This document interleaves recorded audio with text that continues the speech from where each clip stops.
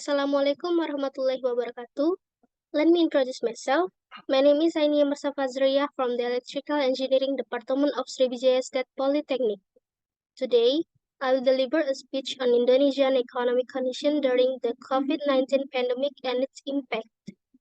First of all, I will explain a little about the COVID-19 pandemic. Starting from the city of Wuhan in China, this new type of virus has spread to various parts of the world, causing coronavirus disease 2019, are also known as COVID-19.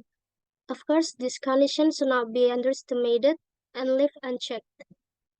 Due to COVID-19, the world is facing an unprecedented global health and socio-economic crisis. In Indonesia, the lives of millions of children and families are at a standstill.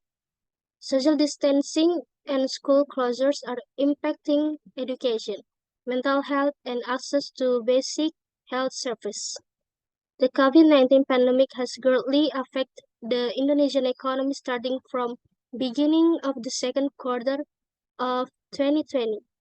This is due to the regulation on large-scale social restrictions that caused lockdowns in several cities to break the chain of the spread of COVID-19. This regulation caused an increase in economic decline in formal and non-formal companies. The economic downturn led to the emergence of layoffs due to companies not being able to pay the wage they sold. Not only that, this decline has caused many companies to decide to go out of business or go bankrupt. Contraction is caused by a decrease in consumption. In addition to consumption for daily needs, consumption income from the air transportation sector is very influential in the contraction experienced during the pandemic. The pandemic has caused serious impact on various sectors of economy, especially the tourism sector, which has been hit hard due to travel restriction and decline in the number of tourists. The limited of air transportation has resulted in foreign and local tourists not being able to carry out tourist visits in Indonesia. This has a huge impact on the city of Bali, where their income is quite a lot from tourists who are visiting, as seen from the income of hotels and restaurants, which has decreased by around 50% from usual. The Indonesian government responded by launching various economic stimulus policies, including the pre-employment card program and cash transfers to affect communities.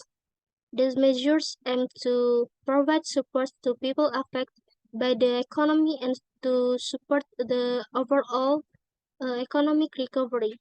However, the budget deficit management is also a challenge that needs to be addressed to maintain long-term economic stability.